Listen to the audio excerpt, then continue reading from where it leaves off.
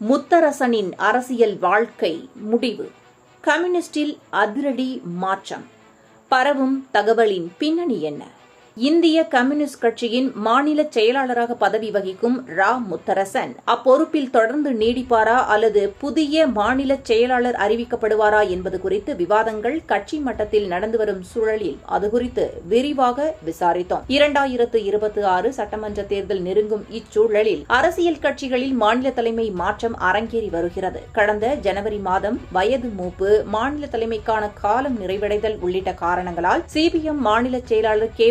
பாலகிருஷ்ணன் மாற்றப்பட்டு பே. சண்முகம் தேர்வானார். அதேபோல அதிமுகவுடன் கூட்டணி அமைக்கும் பொருட்டு அண்ணாமலையை பாஜக மாநில தலைவர் பொறுப்பில் இருந்து நீக்கிவிட்டு நயினார் நாகேந்திரனை தேர்வு செய்தது பாஜக. இந்த நிலையில் இந்திய கம்யூனிஸ்ட் கட்சியின் தலைவர் ரா. முத்தரசனும் மாற்றப்பட இருப்பதாக கட்சி வட்டாரங்களில் முணுமுணுக்கப்படுகிறது. இந்திய கம்யூனிஸ்ட் கட்சி வரலாற்றில் திராவிட தேசிய கட்சிகளுடன் கூட்டணி வைக்காமல் மக்கள் நல கூட்டணி அமைத்து மாற்று சக்தியாக முன்னிறுத்தி முக்கியமான காலகட்டத்தில் இந்திய கம்யூனிஸ்ட் கட்சியின் மாநில செயலாளர் பொறுப்புக்கு வந்தார் ரா. முத்தரசன். 2015 கோயம்புத்தூரில் நடைபெற்ற கட்சியின் மாநில மாநாட்டில் மாநில செயலாளராக தேர்ந்தெடுக்கப்பட்டவர் 2019, 2022 ஆகிய மாநில மாநாட்டுகளில் மீண்டும் தேர்வாகி மாநில செயலாளராக 9 ஆண்டுகளை நெருங்கியிருக்கிறார். இது பற்றி விவரமறிந்தவர்கள், சிபிஐ மாநில செயலாளர் முத்தரசன் ஏற்கனவே 3 முறை தேர்வாகி 9 ஆண்டு காலமாக பொறுப்பில் தொடர்கிறார். கட்சி விதிகளின்படி 75 வயதை கடந்தவர்களையும் 3 முறை பொறுப்பு வகித்தவர்களை மாற்ற வேண்டும் என்பது விதி. வருகின்ற ஆகஸ்ட் 15 முதல் 18ஆம்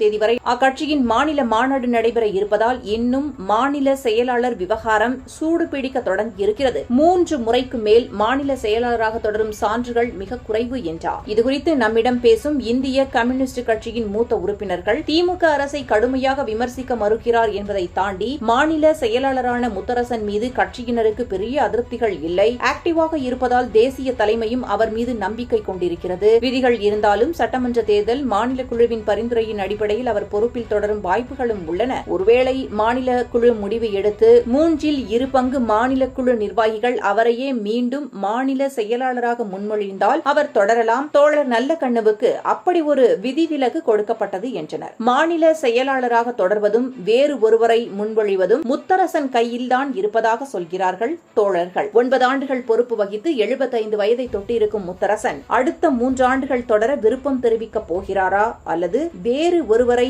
முன்மொழிய போகிறாரா என்பதை பொறுத்திருந்துதான் பார்க்க வேண்டும். ஆகஸ்ட் மாத மாநில மாநாடும் செப்டம்பரில் தேசிய மாநாடு நடைபெறுவதால் பரபரப்பாக காணப்படுகிறது பாலன் இல்லம். விலாங்காட்டு வலசு மேகர தோட்டம் அந்த பகுதியில் நாம் இன்னைக்கு போன செவ்வாய்க்கிழமை இரவு கொடூரமான முறையில் படுகொலை செய்யப்பட்ட ஐயா ராமசாமி கவுண்டர் அவர்கள் அவருடைய துணைவியார் அவங்களுடைய இல்லத்திற்கு சென்று அவங்களை சந்திச்சுட்டு குழந்தைங்கள்லாம் பார்த்துட்டு, அதே நேரத்தில் சிவகிரியில் நம்முடைய பொதுமக்கள் எல்லாரும் ஒன்றாக இணைந்து பாரதிய ஜனதா கட்சியினுடைய முன்னெடுப்பில் நம்முடைய கூட்டணி கட்சிகள் எல்லாம் வந்திருந்தாங்க. ஒரு கண்டன ஆர்ப்பாட்டத்தையும் இன்று வைத்திருக்கின்றோம். காரணம், கொங்கு பகுதியில் தொடர்ச்சியாக ஒரு 4 மாசத்துக்கு ஒரு முறை ஏதோ ஒரு பகுதியில் இது போன்ற ஒரு படுகொலை நடக்குது. அதுவும் குறிப்பாக காட்டுக்குள்ள, கிராமத்துக்குள்ள தனிமையாக இருக்கக்கூடிய ஒரு விவசாய தோட்டத்தில் வயது அதிகமாக இருக்கக்கூடிய பெரியவர்களை டார்கெட் பண்ணி கொள்றாங்க. இது முதலும் அல்ல, இது இன்னைக்கு நடந்திருப்பது முடிவும் அல்ல. ஏன்னா இதற்கு முன்பு சென்னிமலையிலிருந்து ஆரம்பிச்சீங்கன்னா, சென்னிமலையில இதே போன்று 2023 படுகொலை செய்யப்பட்டாங்க கணவன் மனைவி வயதானவங்க. அதன் பிறகு பல்லடம் கள்ளக்கிணறுல ஒரு குடும்பத்துல 4 பேர் வெட்டி கொல்லப்பட்டாங்க. சோமலை கவுண்டம்பாளையத்துல கணவன் மனைவி மகன் 3 பேர் வெட்டி கொல்லப்பட்டாங்க. இன்னைக்கு இங்க நடந்திருக்கு. நாமக்கல் பகுதியில் இதே போன்று பரமத்தி வேலூர்ல நடந்திருக்கு. ஒன்று, குற்றவாளிகளை காவல்துறை விரைவில் பிடிக்கணும். எங்கேயுமே பிடிக்கிறது இல்லை, எங்கேயுமே அவங்க அரெஸ்டே பண்ணல. சோமலை கவுண்டம்பாளையமா இருக்கட்டும், வேற எங்கேயுமே அவங்க பிடிக்கல. அதனால விரைவில் குற்றவாளிகளை நீங்கள் கைது செய்ய வேண்டும் என்று வலியுறுத்தி இந்த ஆர்ப்பாட்டம். திராவிட முன்னேற்ற கழகத்தினுடைய அரசு கடந்த 4 ஆண்டுகள்ல சட்டம் ஒழுங்கு சீர்குலைந்திருக்கிறது. நீங்க நல்லா உத்து பார்த்தீங்கன்னா, சட்டம் ஒழுங்கு என்பது திமுக ஆட்சிக்கு வந்ததிலிருந்து உருப்படியாக சொல்லிக் கொள்ளும் அளவுக்கு எங்கேயுமே இல்லை. அதில் பாதாளத்தில் தான் இருக்கு. நான் மேடையில் படித்தேன். போக்சோ கேஸ் மட்டும் பார்த்தீங்கன்னா 16,000 தாண்டி இருக்கு. 2022, 23, 24 இந்த 3 ஆண்டுகள் மட்டும் 16,000 கேஸ் போக்சோ கேஸ் தாண்டி இருக்கு. இது பார்த்தீங்கன்னா அரசு வெளிப்படையாக டேட்டா கொடுக்கறது இல்லை. இந்த மானிய கோரிக்கையில போய் பார்த்தீங்கன்னா அங்கிருந்தா நீங்க டேட்டா எடுக்கிறீங்க. அந்த பேப்பர் இருந்தா கொடுங்க, தமிழ்ல கரெக்டாக டேட்டா கொடுப்போம். 16,000க்கு மேற்பட்ட போக்சோ வழக்கு, 5,000க்கு மேற்பட்ட பெண்களுக்கு எதிரான வன்கொடுமை வழக்குகள், 4949 கரெக்டா நம்பர் சொல்லணும் அப்படின்னா. ஒரு பக்கம் குற்றங்கள் அதிகமாகிட்டு இருக்கு, குற்றங்கள் எங்கேயும் குறையல. இன்னொரு பக்கம் குற்றவாளிகளை பிடிக்கல.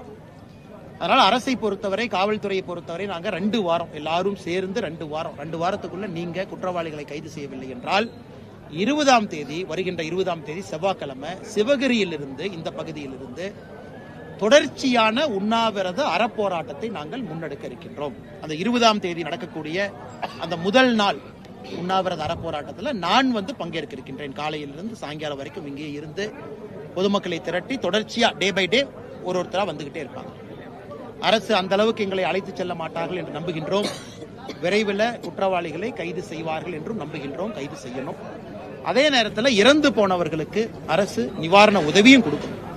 ஏன்னா எல்லாமே விவசாயத்தை நம்பி இருக்கிற குடும்பம், நிவாரண உதவியும் அரசு கொடுக்கணும். அதற்கு முதலமைச்சர் அவர்கள் தலையிட வேண்டும். குறிப்பாக இந்த பகுதியினுடைய திமுக அமைச்சர்கள் மூத்தவர்கள் இருக்கிறாங்க, அனுபவசாலிகள் இருக்கிறாங்க. அவங்கெல்லாம் கீழே பார்த்து சமாதானம் சொல்லி பத்திரிகை நண்பர்கள்ட்ட பேசி மக்கள்கிட்ட இன்னைக்கு அன்றாடம் இருக்கக்கூடிய பயத்தை போக்கணும். ஏன்னா கோடை விடுமுறை, எல்லா குழந்தைகளும் பேர குழந்தைகள் தோட்டத்துக்கு வருவாங்க, அவங்களுடைய தாத்தா பாட்டி பார்க்க வருவாங்க. எல்லா பக்கமும் ஒரு அச்ச உணர்வு, பய உணர்வு இருக்கு.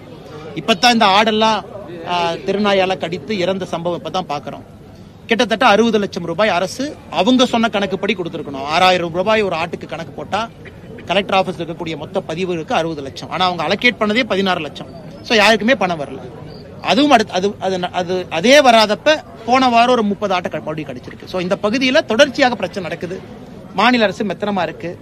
ஆளும் கட்சியினுடைய அமைச்சர்களும் கூட கண்டும் காணாதது போல இருக்கிறாங்க. அதனால பத்திரிகை நண்பர்களுக்கு இதன் மூலமாக நாங்கள் தெரியப்படுத்துவது, படுகொலைகள் இது நிறுத்தப்பட வேண்டும் என்றால் குற்றவாளிகளை கைது செய்யணும்.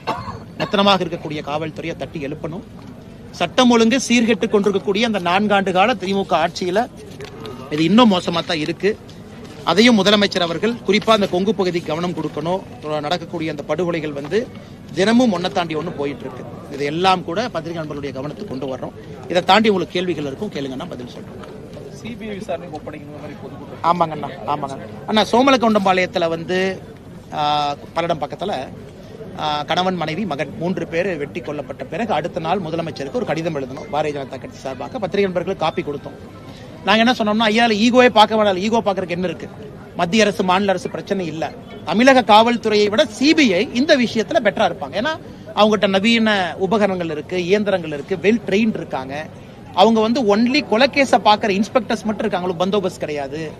நீங்க வரும்போது போய் வெளியே பார்க்க வேண்டிய அவசியம் இல்லை முதலமைச்சருக்கெல்லாம். அவங்க முழு நேரம் குற்றவாளிகளை பிடிக்கக்கூடிய படைகள் இருக்கிறாங்க. அவங்க கையில கொடுங்க.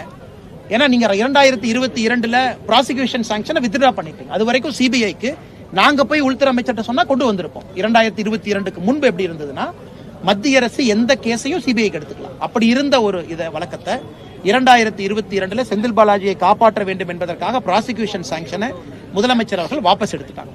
அதன் பிறகு மத்திய அரசு நேரடியாக எந்த ஒரு வழக்கையும் சிபிஐக்கு மாற்றுவதற்கான அதிகாரம் மத்திய அரசுக்கு இல்லை. கோர்ட்டுக்கு இருக்கு, மாநில அரசுக்கு இருக்கு. அதனால முதலமைச்சர் அவர்கள் நீங்க இன்னைக்கு மத்திய அரசு கடிதம் எழுதுங்க. இந்த 4 வழக்குகளும், கொங்கு பகுதி, பரமத்தி வேலூர் 4 வழக்குகளும், இது போல தமிழகத்துல எந்த பகுதியில சிமிலர் மோடஸ் ஆபரண்டி இருக்கக்கூடிய வழக்கை நீங்க சிபிஐ கொடுங்க. ரெஸ்பான்சிபிலிட்டி நாங்க எடுத்துக்கிறோம்.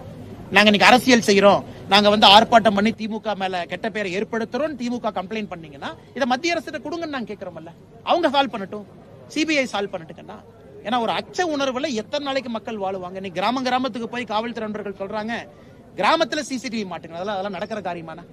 ஒரு கிராமத்துல ஒரு வயதானவர்கள் இருக்கக்கூடிய பகுதியில எத்தனை சிசிடிவி மாத்துவாங்க? முடக்குறிச்சி எடுத்துங்க, சிவகிரி எடுத்துங்க, எத்தனை தனிமை தோட்டங்கள் இருக்கு? 10,000 15,000 சிசிடிவி மாத்தினா மானிட்டர் பண்றது யாரு? அது யார் அந்த சிசிடிவியை பார்ப்பாங்க? பழுதடைஞ்சா யார் ரிப்பேர் பண்ண போறாங்க? இதெல்லாம் நடைமுறைக்கு சாத்தியம் இல்லாத விஷயம். நகரத்துல மாற்றுறது வேறங்க. கிராமத்திலேயே மக்களுக்கு இந்த அச்சனுணர்வை ஏற்படுத்தி சிசிடிவி இன்னைக்கு சிசிடிவினா என்னன்னு தெரியாதவங்க எல்லாம் பேசுறாங்க. கிராமத்துல போலீஸ் சொல்றாங்க, நோட்டீஸ் கொடுக்குறாங்க. அப்ப உங்க கடமையை நீங்க செய்யாம சிசிடிவி மாட்டாதனால குற்றங்கள் நடக்குதுன்னு மக்கள் மேல திசை திருப்பத்தான பாக்குறீங்க. அதனால் சிபிஐக்கு இந்த வழக்கை மாத்துங்க. சிபிஐ பொறுப்பேற்றுக் கொள்ளட்டும். அவர்கள் இதை முடிவுக்கு கொண்டு வரட்டும். 50 கிலோமீட்டர் சுற்றளவு கூட இந்த மாதிரி அக்கவுண்ட்ஸ் நடக்கிறதா நீங்க சொல்லியிருக்கீங்க. ஆமாங்கண்ணா. யாராவது மேல குறிப்பிட்ட திருப்பூர் இது ரொம்ப கொடூரமான ஒரு கொலைங்கண்ணா. குறிப்பா இன்னைக்கு இந்த வாரம் நடந்திருக்கக்கூடிய அந்த ஐயாவுடைய வீட்டுல கையில் இருக்கக்கூடிய வளையலை எடுக்க முடியல அப்படிங்கறக்காக கையை துண்டாக வெட்டி வளையலை உருவி இருக்கிறாங்க. இது மனிதன் என்று சொல்வதை விட மிருகத்து கூட இருக்கிற ஆட்கள் மாதிரி தான். ஒரு மனிதன் மிருகமாக மாறினா எப்படி இருக்கும்? காதுல வந்து தோடு இருக்கு, காதை அறுத்து தோடு எடுத்திருக்காங்க. ஸோ இது வந்து எல்லாத்தையும் தாண்டி அடுத்தது 20 நாளைக்கு முன்னாடி அந்த நாய் வந்து கொல்லப்பட்டிருக்கிறது. இன்னைக்கு சொல்றாங்க நாய் செத்து போச்சுங்க. காவல்துறைக்கு இப்போ தான் சொன்னோம். அந்த நாய் அப்பா அம்மா எங்க புதைச்சாங்கன்னு தெரியல. போஸ்ட்மார்ட்டத்துக்காக இப்போ நாயை தொலாயிட்டு இருக்கும், தோட ஃபுல்லாக எங்க போச்சிருக்காங்க. ஸோ இது பார்த்தீங்கன்னா ஒரு பேட்டர்ன். யாரோ ஒரு வெல் ட்ரெயின்டு ஒரு கில்லர் தான் பண்ணிருக்க முடியும். ஏன்னா நான் காவல்துறை இருக்கும்போது நம்ம சொன்னா தப்பா போயிருங்கன்னா க்ளூ எல்லாம் இருக்குங்கண்ணா. இல்லாம எப்படிங்கண்ணா? இப்போ ஒரு கிராமத்து பகுதியில ஒரு நாய் செத்து போயிருக்கு, வந்திருக்கிறாங்க, யாரோ ஒருத்தர் பார்த்துருப்பாங்க. சோமலை கவுண்டம்பாளையத்திலேயும் க்ளூ இல்லைங்கிறாங்க, இதுவும் க்ளூ இல்லைங்கிறாங்க. அப்ப காவல்துறை என்ன பண்ணுது? சரி, உங்களால முடியலையல்ல, நீங்க சிபிஐ கொடுங்கன்னு தான் நான் கேட்கறேன். அவங்ககிட்ட டெக்னாலஜி இருக்கு, டெக்னிக் இருக்குங்கன்னா, உபகரணங்கள் இருக்கு, அவங்க வரட்டும். அங்கேயும் கொடுக்க மாட்டீங்க. ஈகோ இஷ்யூ நாங்களே பண்ணணுங்கிறீங்க. நீங்களும் செய்யலினா அடுத்து இன்னொரு கொலை விழும்பொழுது பொறுப்பை நீங்க ஏத்துக்கிறீங்களா?